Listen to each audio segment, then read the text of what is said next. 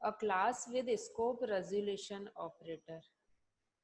एक ऑपरेटर हम देख रहे हैं जिसे क्या बोलते हैं, scope resolution operator. Okay, class के थ्रू इसे कैसे यूज किया जाता है, we will find this by this program.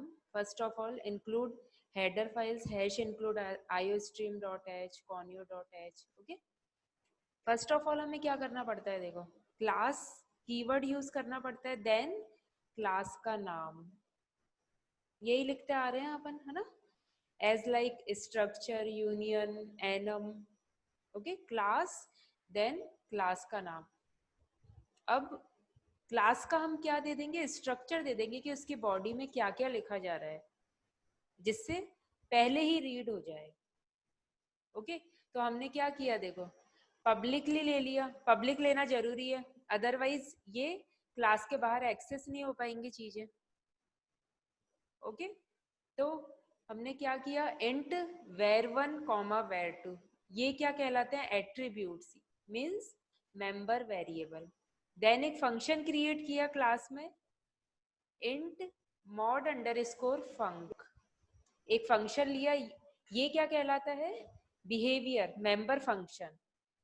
Then close curly braces और एक ऑब्जेक्ट बना दिया मैंने, obj अंडरस्कोर num। ये हमारी क्लास का स्ट्रक्चर कंप्लीट हो गया। अब ये बता रहे हैं जो एट्रीब्यूट और बिहेवियर यूज किए जाते हैं ये क्या कहलाते हैं, data members, means member variable या मेंबर फंक्शन। और जो ऑब्जेक्ट क्रिएट किया जाता है, ऑब्जेक्ट क्रिएट होते ही क्या होती है, मेमोरी एलोकेट हो जाती है। ओके, जो ये वेरिएबल्स यूज कर रहे हैं, फंक्शंस, इनके लिए क्या होगी, मेमोरी एलोकेशन हो जाएगा।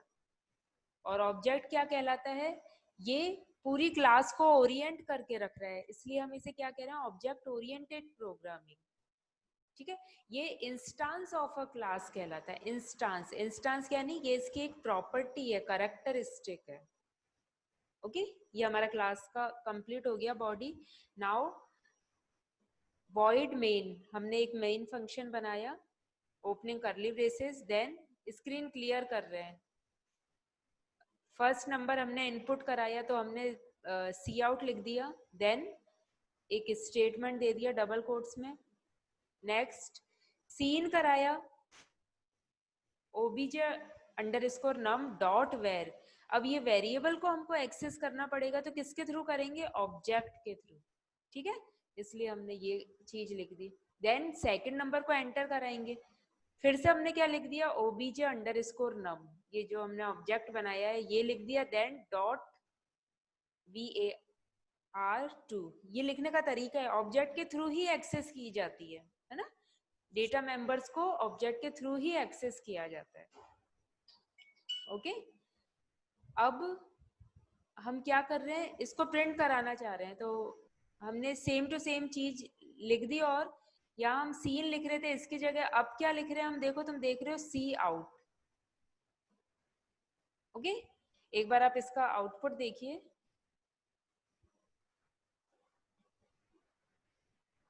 फर्स्ट नंबर एंटर कराया हमने, सेकंड नंबर, ये हमारा आउटपुट आ गया। ठीक है, ये आउटपुट आ गया।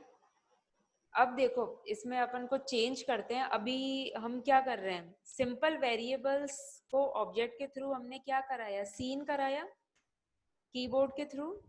ओके, सीन के बाद हम जो ऑपरेटर यूज करते हैं उसे क्या बोलते हैं, एक्सट्रैक्शन ऑपरेटर। जब ये कीबोर्ड से ले रहा है तो इसे क्या कहते हैं, एक्सट्रैक्शन। और सी आउट क्या कर रहा है, हमको आउटपुट स्क्रीन पे इंसर्ट करा के दे रहा है, इसलिए सी आउट के बाद जो लगाते हैं उसको क्या बोलते हैं, इंसर्शन ऑपरेटर। समझ लो, अब मैं मॉड निकालना चाह रही हूँ तो मैं एक फंक्शन यूज कर रही हूँ, देखो इंट मॉड अंडरस्कोर फंक। ओके, मैंने इधर इसको क्या कर दिया, कॉल कर दिया। ठीक है, इसका जो डेटा टाइप है वो क्या है, रिटर्न वैल्यू इंट है। तो मैं क्लास के बाहर इसे कैसे लिखूंगी, by using the scope resolution. ये आप देखिए अभी हम कैसे लिखेंगे, इंट मॉड अंडरस्कोर फंक ओपनिंग क्लोजिंग पैरेंथेसिस, यही है ना, ये कॉलिंग फंक्शन है हमारा। अब मेरे को कॉल्ड फंक्शन का बॉडी लिखना है, तो कैसे लिखेंगे, देखिए सबसे पहले डेटा टाइप लिखना पड़ेगा, रिटर्न वैल्यू जो ये फंक्शन रिटर्न करेगा। देन क्लास का नाम, मैंने क्लास का नाम क्या लिखा है, नंबर लिखा है क्लास का नाम। ओके, तो मैं यहाँ लिख दूंगी NUMBER, number. Okay, then scope resolution operator लगाऊंगी। क्यों लगाऊंगी, ये सिंटैक्स है। अब मुझे फंक्शन की बॉडी लिखनी है, इसलिए पहले फंक्शन का क्या आता है, डेटा टाइप आता है, तो मैंने इंट लिख दिया। देन क्लास आती है, क्लास है वो किससे रिलेटेड है, क्लास में ही तो लिखा है हमने फंक्शन, तो पहले क्लास आएगी, देन स्कोप रेजोल्यूशन ऑपरेटर आएगा, देन फंक्शन का नाम आएगा। फंक्शन का नाम क्या है, मॉड अंडरस्कोर FUNC, फंक है, ओपनिंग क्लोजिंग पैरेंथेसिस। ओके, अब हम इसका मैनिपुलेशन करेंगे कि हम क्या बताना चाह रहे हैं इसमें। मॉड में हम मॉड निकालना चाह रहे हैं, ठीक है। तो इसके लिए मैं एक और वेरिएबल ले लेती हूँ, जैसे मान लो मैंने मॉड नाम का वेरिएबल ले लिया।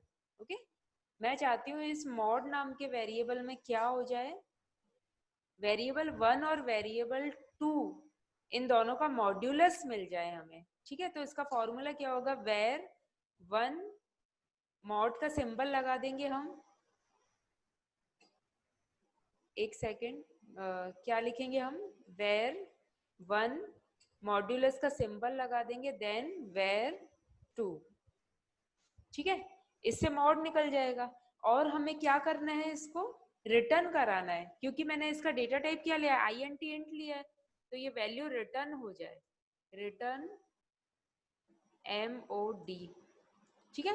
मॉड की जो वैल्यू है उसको क्या कर दे, रिटर्न कर दे, और क्लोज करली ब्रेसेस कर दिया हमने। एक बार इसको सेव कर देते हैं, ठीक है। अब ये हो गया, फंक्शन कॉल भी हो गया, जो क्लास का क्या था, बिहेवियर या मेंबर फंक्शन, उसका हमने आउट ऑफ द क्लास पूरा स्ट्रक्चर भी लिख दिया, समझ रहे हो। और उसको लिखने का क्या तरीका था, एक स्कोप रेजोल्यूशन ऑपरेटर यूज किया जा रहा था, 2 कॉलन लिख देते हैं, ठीक है। अब मैं क्या चाहती हूँ, मैं चाहती हूँ कि ये कैलकुलेट होके प्रिंट हो जाए वैल्यू। प्रिंट होने के लिए मुझे क्या कराना पड़ेगा, सी आउट कराना पड़ेगा, ठीक है। तो मैं cout, first of all we have entered first number and second number and print all the both numbers. Okay, now we will print it through the cout. That's why we will write cout uh, modulus of var1 and var2 is, इसका modulus क्या है ये हम देखना चाहते हैं अब। Okay, और फर्स्ट नंबर और सेकंड नंबर है, उसके बाद नेक्स्ट लाइन में ये आए तो इधर बैकस्लैश n भी लगा देते हैं हम। ओके, सेमीकोलन या कॉमा करके करके कर लेते हैं, देखते हैं इसका। अब रिटर्न होके वैल्यू आनी चाहिए है, और हम चाहते हैं इधर प्रिंट हो जाए। तो देखो हमारा ऑब्जेक्ट का नाम क्या है, obj_num, ये है हमारा ऑब्जेक्ट है। इसको मैं एक बार कॉपी कर लेती हूँ, कंट्रोल फंक इंसर्ट, और इसको इधर पेस्ट कर लेते हैं हम, शिफ्ट फंक्शन इंसर्ट, ठीक है।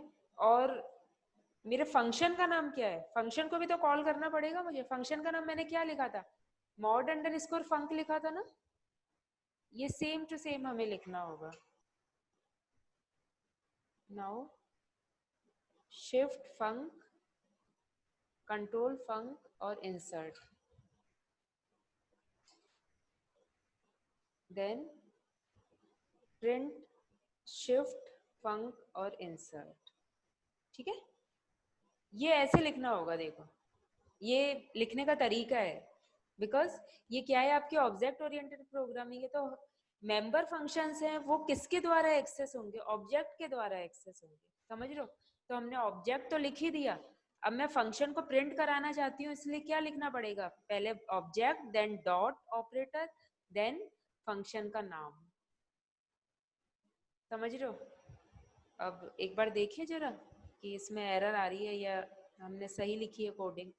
Alt F9, function control F9। First number enter करना है, मान लीजिए मैं लिखती हूँ 6, सेकंड नंबर 2। अब हमने क्या लिखा था, var 1 mod var 2, it means 6 में डिवाइड करना है 2 का, और जो रिमाइंडर आएगा वो ही हमारा मॉड्यूलस होगा। यही करा था, 2 में डिवाइड किया 6 का तो क्या आया, 2 से डिवाइड किया 6 का तो क्या आया, 2 3 जा 6, यानी रिमाइंडर 0 बचा। लेकिन मॉड्यूलस इसने अभी प्रिंट नहीं किया है, ठीक है। अब देखो, इसने प्रिंट नहीं किया, इट मीन्स यहाँ हमने गलती कर दी, ठीक है। एक बार यहाँ ये लिखते हैं और सी आउट। अब देखते हैं,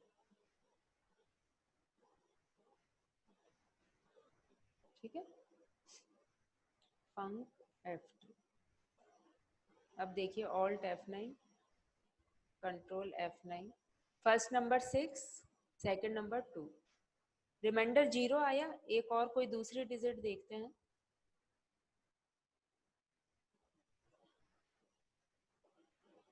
एंटर 8, 8 को डिवाइड करते हैं अपन, किससे करें, 7 से करते हैं, ठीक है। 7 1 जा 7, इट मीन्स रिमाइंडर क्या आया, 1 ही आएगा, है ना। 8 माइनस 7 इक्वल टू 1। तो ये आपका किसका प्रोग्राम है, ये मॉड्यूलस बता रहा है आपका, by using the scope resolution operator, ठीक है, by using the scope resolution operator. It's clear.